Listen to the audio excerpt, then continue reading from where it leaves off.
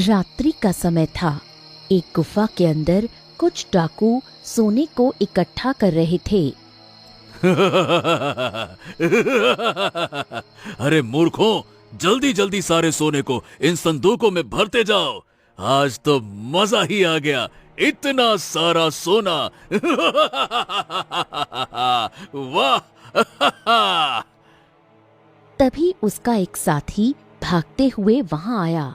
अरे सरदार, सरदार सरदार भागिए सरदार, गजब हो गया। वो राजा विक्रांत को पता नहीं कहां से हमारे ठिकाने का पता चल गया। वो इसी ओर आ रहा है सरदार, जल्दी से यहाँ रफू चक्कर हो जाइए।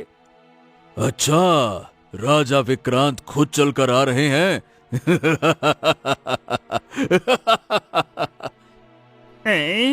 अरे क्या हो गया सरदार, आप हंसने क्यों लगे? मैं कह रहा हूँ जल्दी यहाँ से चलिए, इससे पहले कि हम पकड़े जाएं। आहा, शांत हो जा रे मंजू, शांत हो जा। डरने की कोई जरूरत नहीं है। एक राजा डाकुओं को पकड़ने के लिए खुद कभी नहीं आता है। जरूर कोई ना कोई बात होगी, समझा? जिसके कुछ क्षण बाद ही महाराज विक्रांत अंदर आ जाता है, वो भी अकेले, बिना किसी सैनिक या मंत्री के। और अमर सिंह उन्हें देख मुस्कुराने लगा। क्या बात है अमर सिंह, मुझे देखकर ऐसे मुस्कुरा क्यों रहे हो? और हैरानी की बात है कि तुम अभी तक यहां से भागे क्यों नहीं? आइए आइए, स्वागत है महाराज। अब देखिए क्या है कि अगर खुद राजा को हमसे कोई काम हो तो हम अपना नुकसान करके यहां से भागेंगे क्यों भला? ओ जितना सुना था उससे कहीं ज्यादा समझदार हो। वही तो।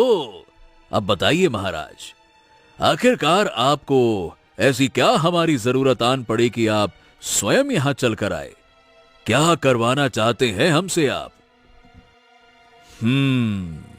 मधुपुर गांव, जो यहां से कुछ ही दूरी पर स्थित है, उसे खाली करवाना है। एक भी आदमी या औरत उस गांव में नहीं रहना चाहिए। मेरा काम करोगे तो मुंह मांगा इनाम दूंगा, पर हां, याद रहे, गांव वालों को कुछ नहीं होना चाहिए। चाल चलो, बुद्धि का उपयोग करो और कैसे भी करके बिना किसी को नुकसान पहुंचाए वो गांव खाली करवाओ। ओ, पर भला आप उन सभी को भगाना क्यों चाहते हैं? ये जानना तुम्हारे लिए जरूरी नहीं है। जो कहा गया है बस वो करो। ऐसा कहकर राजा विक्रांत वहां से चले जाते हैं।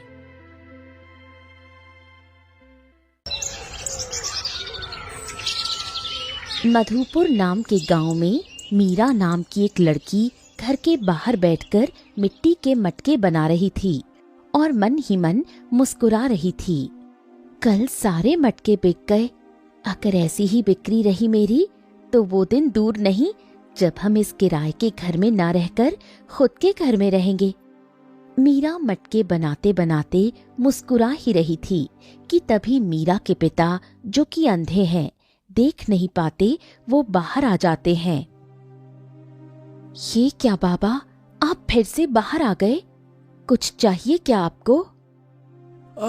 नहीं मीरा बेटी, मैं तो बस मटके बनाने में तेरी मदद करने आया हूँ। तू कितनी मेहनत करती है और मैं घर में बस बैठा रहता हूँ। मुझे ये सब अच्छा नहीं लगता। हाँ तो क्या हो गया बाबा? आप देख नहीं पाते हैं, आपकी मजबूरी है, इसलिए आप कुछ नहीं करते। इसमें भला आपकी क्या गलती है? चलिए अब चलकर आराम कीजिए। घर के और बाहर के सारे काम मैं संभाल लूंगी। चलिए अंदर चलिए। ऐसा कहकर मीरा अपने बाबा को अंदर भेज देती है। और तभी वहां मकान मालिक आ जाता है। अरे काका, आप और यहाँ? हाँ बेटी, अब तू मुझे 3 महीने से पैसे नहीं दोगी तो मुझे बार बार यहाँ तेरे घर आना ही पड़ेगा ना। धीरे बोलिए काका, बाबा सुन लेंगे। अरे सुनता है तो सुनने दे, उसमें मैं क्या करूं। एक तो तुझे 3 महीने से बोल रहा हूं किराया दे दे, किराया दे दे, किराया दे दे, लेकिन तू है कि हर बार अगले महीने करती रहती है। मेरी ही भूल थी जो मैंने एक अंधे आदमी पर दया खाकर तुम दोनों को सस्ते दाम में रहने के लिए दे दिया। अब सुन ले मीरा, अगर 10 दिन के अंदर तूने आधा किराया नहीं दिया तो निकल जाना मेरे घर से, समझ गई? जिसके बाद मकान मालिक वहां से चला जाता है।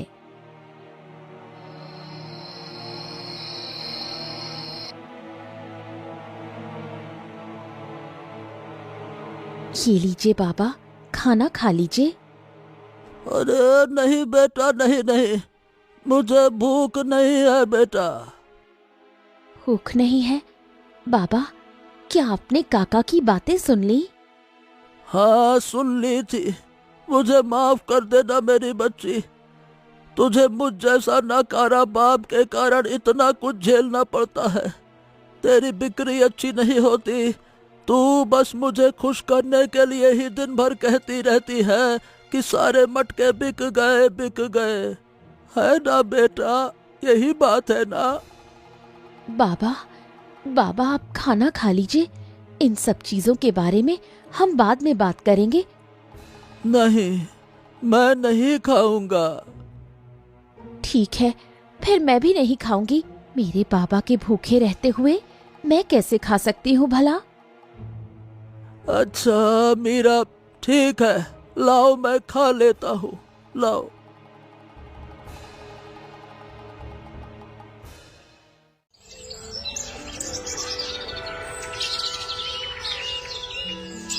बाबा, मैं चलती हूँ, और देखना इस बार सारे मटके बेचकर ही आऊंगी।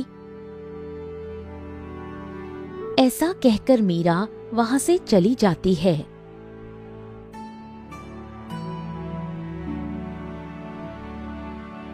मटके ले लो, मटके, मिट्टी के बने मटके।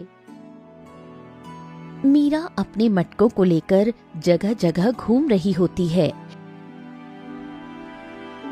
कि तभी वो एक पेड़ के पास कुछ लोगों की भीड़ देखती है। ये क्या, यहाँ ये भीड़ कैसी है? मुझे जाकर देखना चाहिए। अनर्थ होने वाला है, अनर्थ होने वाला है, अनर्थ होने वाला है। इस गांव में देवी का क्रोध फूटने वाला है। देवी का क्रोध, दैवीय क्रोध। ये आप क्या कह रहे हैं बाबा जी? भला देवी माँ का क्रोध हम पे क्यों फूटेगा? हमने भला ऐसा क्या कर दिया? 100 साल पहले इस गांव में सिर्फ देवी माँ के मंदिर हुआ करते थे और सभी गांव वाले सिर्फ उनकी ही पूजा और आसना करते थे। पर अब सभी अलग अलग देवी देवताओं की पूजा करने लगे। इसीलिए वो इस गांव में हर एक व्यक्ति से क्रोधित है। ओम। ये क्या बकवास है? देवी माँ कभी हमसे क्रोधित हो ही नहीं सकती हैं। वो भी सिर्फ इसलिए क्योंकि हम अलग अलग देवी देवताओं की पूजा करने लगे।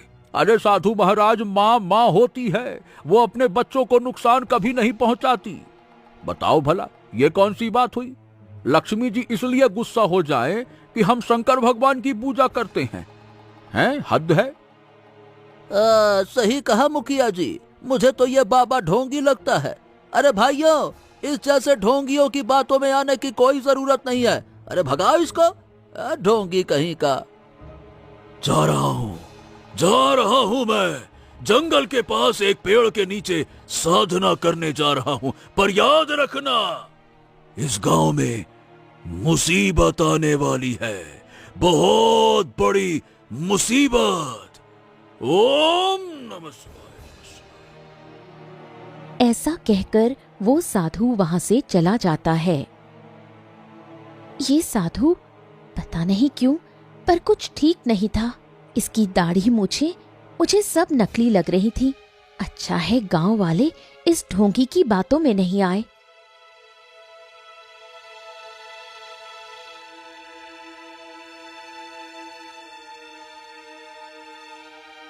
क्या बात है सरदार, कुछ जुगाड़ बना, कुछ काम धाम हुआ कि नहीं हुआ? हाँ, अभी तो नहीं हुआ। आज के लोग ये ससुरे समझदार हो गए हैं। जब तक परिणाम ना मिले तो विश्वास ही नहीं करते। इसीलिए अब हमें मेरी बात साबित करने के लिए गांव में अनहोनियां करनी पड़ेंगी। अनहोनिया? अरे आप क्या सोच रहे हैं सरदार? आपको पता है ना, महाराज ने हमें गांव वालों को चोट पहुंचाने से मना किया है। मंजू, कुछ बड़ा पाने के लिए कभी कभी छोटे मोटे लोगों की कुर्बानियां देनी पड़ती हैं। उस राजा की चिंता मत करो, बस जैसा कह रहा हूं वैसा करो।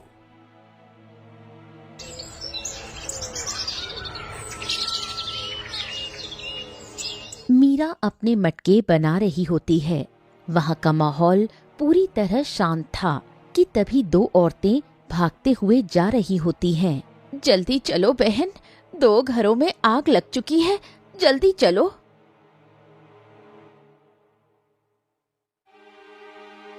अरे अरे अरे, रुको रुको रुको, कहाँ जा रही हो तुम दोनों? वो गांव में 2 घरों में आग लगी है। अरे आग को छोड़ो, यहाँ तुम्हारा बेटा छत से नीचे गिर गया है, जल्दी चलो चलो। क्या? ये आप क्या कह रहे हैं? नहीं, मेरा बेटा। अरे भाग्यवान, अरे भाग्यवान, तुम यहाँ क्या कर रही हो? वहाँ हमारे घर में चोरी हो गई, सोना जेवर पैसा सब कुछ चोरी हो गया है, जल्दी चलो चलो। क्या? हे भगवान, चलिए जी, जल्दी चलिए। अचानक से गांव में हड़कंप मच चुका था। लोगों की आवाजें सुनकर मीरा के बाबा बाहर आ गए। मेरा बेटी, ये आवाजें कैसी है? क्या हो गया? सब लोग चिल्ला चौहट क्यों कर रहे हैं? पता नहीं बाबा, ये सब क्या हो रहा है? कहीं आग लगी है तो कहीं चोरी हुई है, तो किसी का बेटा छत से गिर गया। एक साथ इतनी सारी चीजें कैसे हो सकती हैं? बाबा, मैं देख कर आती हूँ, आप यहीं रहना, घर से निकलना मत, मैं अभी थोड़ी देर में आती हूँ। ऐसा कहकर मीरा वहां से चली गई। बीच बाजार पहुंचकर देखती है कि कुछ लोगों की भीड़ लगी हुई है। मुखिया जी, मुझे यह सब कुछ ठीक नहीं लग रहा। आज पता नहीं कितनी सारी घटनाएं हो गई हैं, वो भी एक ही दिन में, एक ही समय में। यह सब क्या हो रहा है मुखिया जी? कुछ समझ नहीं आ रहा। माने कि कहीं वो साधु बाबा सच तो नहीं कह रहा था? अरे अब क्या बताऊं, अब तो मुझे भी उस साधु की बात सच लगने लगी है। मुझे पता चला है कि देवी माँ की मंदिर का दीपक जल ही नहीं रहा है। शायद देवी माँ सच में हमसे क्रोधित है। नहीं मुखिया जी, मुझे नहीं लगता कि ये सब देवी माँ ने किया है। ऐसा भी तो हो सकता है कि ये किसी की साजिश हो। तुम कहना क्या चाहती हो मीरा बेटी, कि वो साधु ही ये सब कुछ कर रहा है? भला वो ये सब कुछ एक साथ कैसे कर सकते हैं? हाँ, बिल्कुल सही कह रहे हैं मुखिया जी, एक साथ कैसे कर सकते हैं? आप इस लड़के की बातों को छोड़िए मुखिया जी, चलिए हमें जल्दी से उस साधु बाबा के पास जाना होगा। याद है, उन्होंने कहा था कि वो जंगल में एक पेड़ के नीचे साधना कर रहे होंगे। हाँ हाँ हाँ, सही कहा, चलो चलो चलते हैं, चलो। जिसके बाद मुखिया और गांव के सभी लोग उनके साथ चल देते हैं।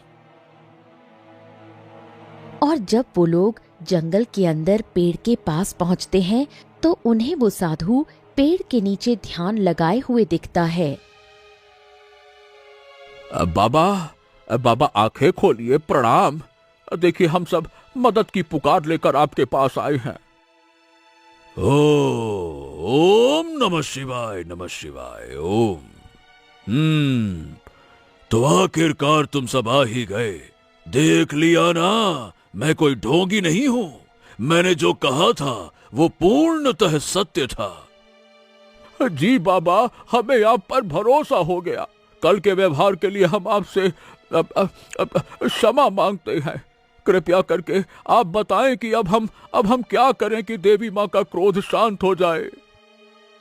माफ करना मुखिया और गांव वालों, अब बहुत देर हो चुकी है।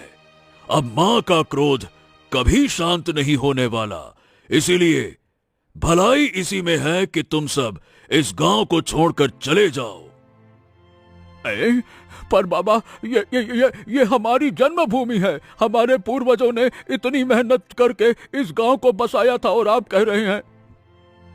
मैं समझ सकता हूं, पर अब कोई रास्ता नहीं बचा।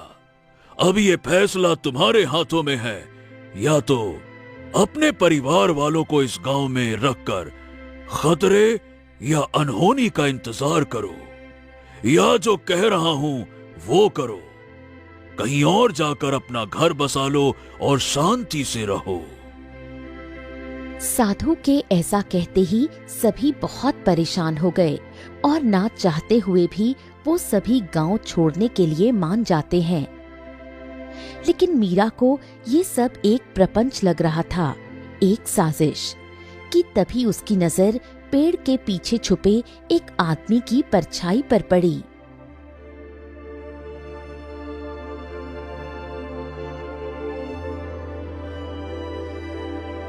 मुझे तो शुरू से ही इस साधु पर शक था। अंदर चलकर देखती हूँ कि इनका इरादा क्या है।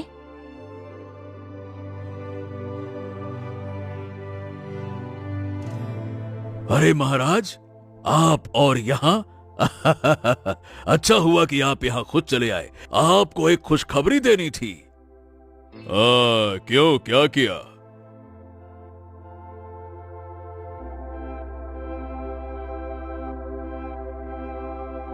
जब मैंने कहा था कि गांव वालों को एक खरोच तक नहीं आनी चाहिए, तो फिर आखिरकार ये क्यों किया? क्यों लोगों की जान ली तुमने, हैं? अरे तो क्या करता भला मैंने शांति से लोगों को समझाने की कोशिश की, लेकिन वो सभी मुझे ढोंगी समझ रहे थे, तो मैं क्या करता? अगर शांति से सोचते तो कोई ना कोई रास्ता तो मिल जाता ना।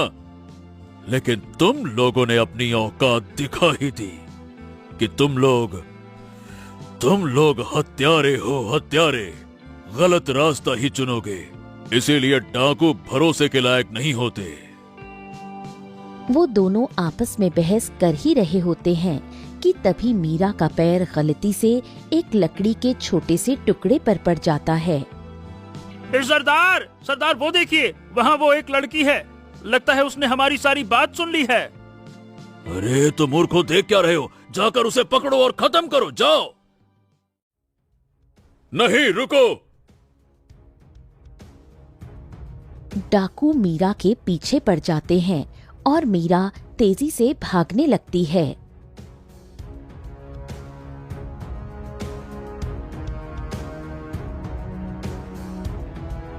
अरे नहीं, ये क्या हो गया? अब मैं क्या करूं? मुझे नहीं लगता कि मैं गांव पहुंच पाऊंगी। मुझे यहीं कहीं छुपना होगा, नहीं तो वो डाकू मुझे पकड़ लेंगे। मीरा को समझ आ जाता है कि वो गांव नहीं पहुंच पाएगी, जिस वजह से वो कहीं छुपने की सोचती है और दौड़ते दौड़ते एक छोटे पानी के कुंड के पास पहुंचती है। ये क्या? जहां तक मुझे पता है यहाँ कोई कुंड तो नहीं होना चाहिए। खैर, मुझे देर नहीं करनी चाहिए। इसी कुंड के अंदर सांस रोककर घुसी रहती हूँ। ऐसा कहते ही मीरा उस कुंड के अंदर चली गई और तभी वहाँ वो डाकू आ गया। अरे ये क्या? अब ये लड़की भला कहाँ जा सकती है? अरे ढूंढो, सभी जगह ढूंढो, यहीं कहीं होगी, ढूंढो। मीरा उस कुंड वाले तालाब में छुपी हुई थी और डाकू उसे चारों तरफ ढूंढने लगे, लेकिन मीरा उन्हें कहीं नहीं मिलती और देखते ही देखते सुबह हो जाती है।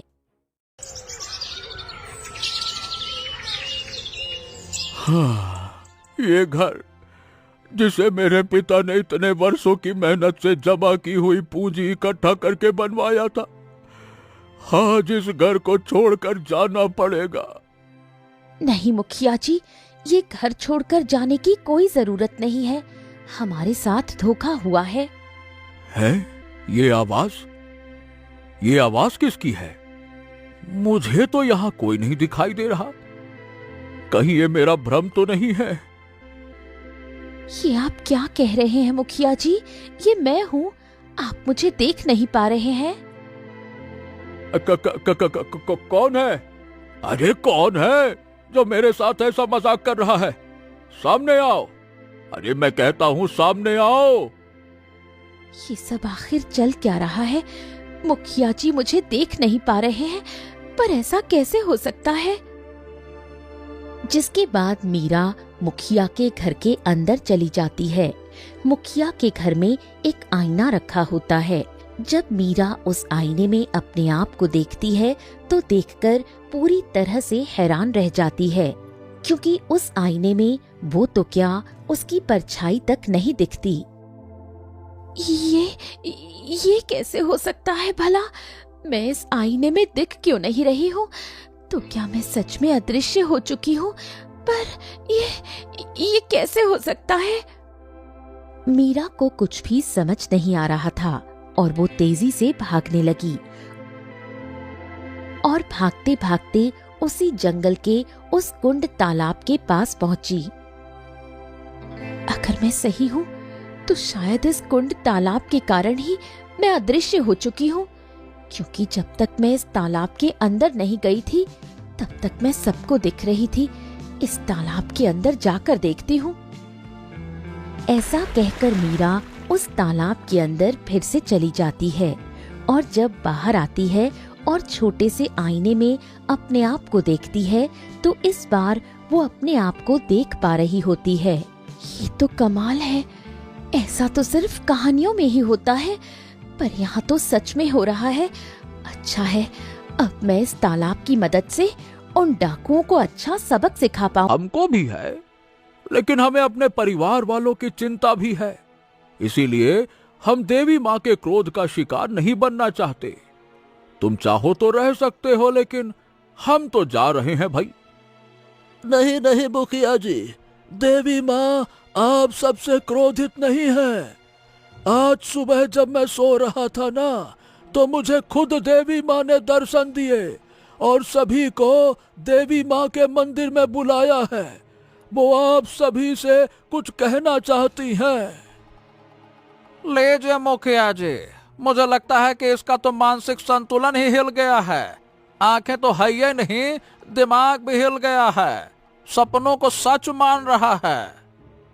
अरे मेरी बात मानो सब, बस एक बार मेरे साथ देवी माँ के मंदिर तो चल लो, एक बार बस। गांव वालों, इस अंधे की बातों में आने की कोई आवश्यकता नहीं है। हमें देर हो रही है, चलो सभी यहां से चलते हैं। देवी माँ को पता था, उन्हें पता था कि तुम सब एक अंधे की बातों पर विश्वास नहीं करोगे, इसीलिए उन्होंने मुझे एक शक्ति प्रदान की है। मैं तुम सबको दिखाता हूँ। जिसके बाद मीरा के बाबा अपने हाथों को थोड़ा ऊपर करते हैं और जमीन में रखे सभी सामान आसमान में उड़ने लगते हैं, जिसे देख सब हैरान हो जाते हैं। हाँ मुखिया जी, मुखिया जी, ये सामने सामान कैसे उड़ने लगे? ये क्या, कहीं ये अंधा सच तो नहीं कह रहा था? क्या सच में देवी माँ ने हमें मंदिर में बुलाया है? अरे मुझे भी विश्वास नहीं हो रहा, लेकिन लगता है यही सच है। चलो चलो गांव वालों, एक बार मंदिर चल के भी देख लेते हैं, चलो। जिसके बाद सभी गांव वाले मंदिर की ओर जाने लगते हैं। मंदिर पहुंचकर मीरा पहले से तैयार थी। वो अदृश्य थी, किसी को दिखाई नहीं दे रही थी। देवी माँ, हे देवी माँ, देखिए मैं सभी गांव वालों को लेकर आ गया हूँ। अरे ये सब नाटक है, नाटक। भला देवी माँ कैसे कुछ बोल सकती है? गांव वालों, अभी भी कह रहा हूं, ये अंधा हमारा समय बर्बाद कर रहा है, बस। तुमने बहुत अच्छा काम किया है मेरे पुत्र। ये क्या? देवी माँ तो सच में बोल रही है। हे भगवान, मुखिया जी ये तो कमाल हो गया। नमस्ते नमस्ते, प्रणाम, देवी माँ की जय हो। देवी माँ। अरे ये क्या बकवास है?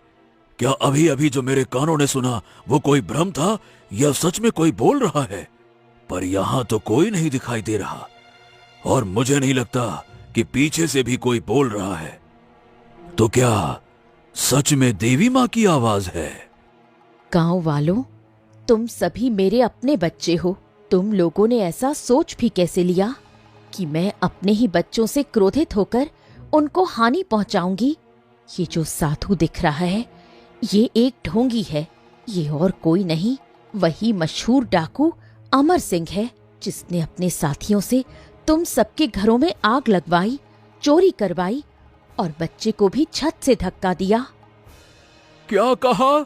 तो यानी कि जो सब कुछ गांव में हो रहा था वो इस साधु यानी कि इस डाकू की साजिश थी, सिर्फ इसीलिए ताकि हमें गांव से बाहर निकाल सके।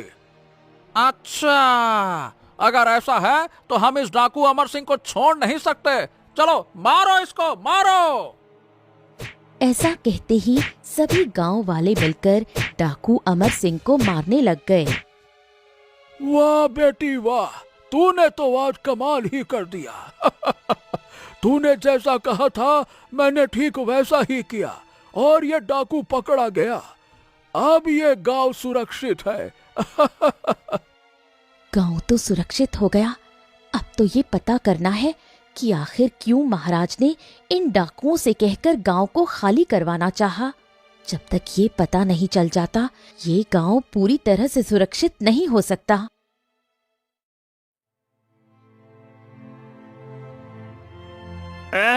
अरे गजब हो गया महाराज, गजब हो गया। क्या हो गया मंजू? गांव वाले सुरक्षित तो है ना? और गांव खाली हुआ कि नहीं हुआ? नहीं हुआ महाराज, नहीं हुआ। उल्टा हमारे सरदार ही पकड़े जा चुके हैं। क्या कहा? डाकू अमर सिंह पकड़ा गया? नहीं नहीं नहीं नहीं नहीं नहीं, ऐसा कैसे हो सकता है? मैंने जिस पर इतना भरोसा किया वही पकड़ा गया। अब वो गांव कैसे खाली होगा? अब मैं क्या करूं? आपको गांव की चिंता है? अरे यहाँ हमारे सरदार पकड़े गए, उन्हें छुड़वाना होगा। कोई जरूरत नहीं है उस बेकार अमर सिंह को बचाने की। जो मेरा एक काम ढंग से नहीं कर पाया उसे बचा के क्या करोगे? अगर तुम सब भी मरना चाहते हो तो मेरे बारे में किसी को बताने या अपने सरदार को बचाने की सोचना भी मत। समझ गए? ऐसा कहकर राजा विक्रांत वहां से चले जाते हैं। वो डाकू भी किसी काम का नहीं निकला। अब भला मैं गांव को आखिरकार कैसे खाली करवाऊं? मैं गांव वालों को हानि पहुंचाना नहीं चाहता, नहीं तो बहुत पहले ही गांव खाली करा चुका होता। तो आप भला उस गांव को खाली करवाना ही क्यों चाहते हैं? कौन है? कौन है यहाँ? किसने बोला सामने आओ? कौन है यहाँ पे? माफ करना राजा विक्रांत, पर आप मुझे नहीं देख सकते क्योंकि मैं देवी हूँ। क्या कहा? देवी माँ? पर आपकी आवाज बदली हुई क्यों लग रही है? और आप मुझसे पूछ रही हैं कि मैं गांव को क्यों खाली करवाना चाहता हूँ, जबकि आपने ही तो मुझे गांव को खाली करवाने का आदेश दिया है। क्या कहा? देवी माँ ने आदेश दिया है, तो इसका मतलब कोई और भी है जिसे उस अदृश्य कुंड तालाब के बारे में पता है। वो भी उसी कुंड में डूबकर अदृश्य हुआ होगा और महाराज विक्रांत को मूर्ख बना रहा है। क्या बात है देवी माँ, आप चुप क्यों हो गईं? आप कुछ बोल क्यों नहीं रही? महाराज विक्रांत, मेरी बात को ध्यान से सुनिए। भले ही इस बात पर आपको भरोसा नहीं होगा, पर यही सत्य है। आपको जिसने गांव खाली करवाने का आदेश दिया था वो कोई देवी नहीं है। देवी नहीं है?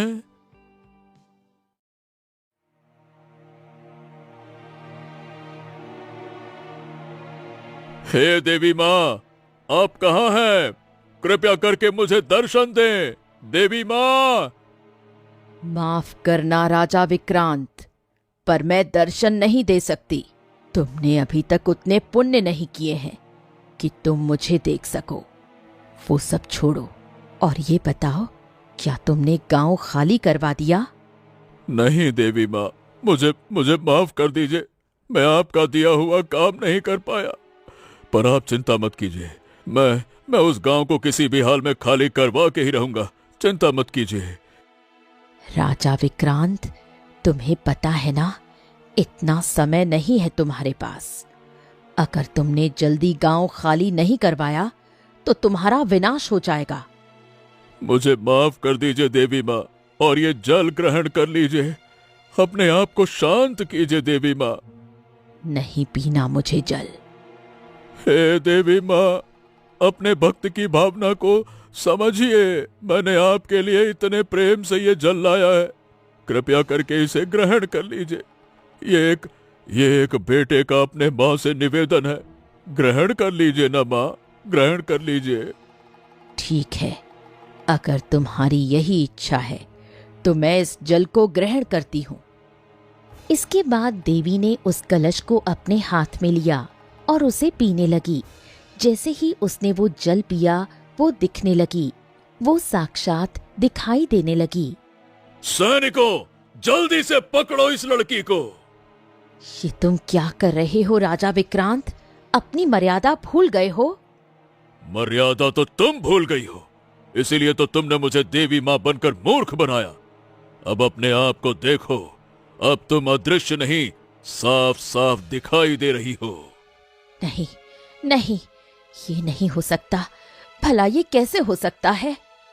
क्योंकि वो जल कोई आम जल नहीं था, वो उसी अदृश्य कुंड का जल था जिसके अंदर जाने से इंसान अदृश्य हो जाते हैं और पुनः उसी जल को छूने से वो फिर से दिखाई देने लगते हैं। सैनिकों, देख क्या रहे हो? पकड़ लो इस लड़की को और डाल दो कारागार में। ले जाओ इसे। जिसके बाद सैनिक उस लड़की को पकड़कर ले जाते हैं। जिसके कुछ क्षण बाद मीरा आती है। शाबाश मीरा, अगर तुम ना होती तो पता नहीं मेरा और मधुपुर गांव का क्या होता। तुम सच में बहुत ही बुद्धिमान लड़की हो। मैं तुम्हारे चतुराई को देखकर बेहद खुश हुआ। ये बताओ, क्या तुम मेरे राज्य की सलाहकार बनोगी? क्या कहा? सलाहकार?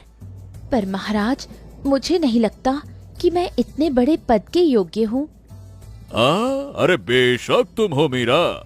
अब मना मत करना।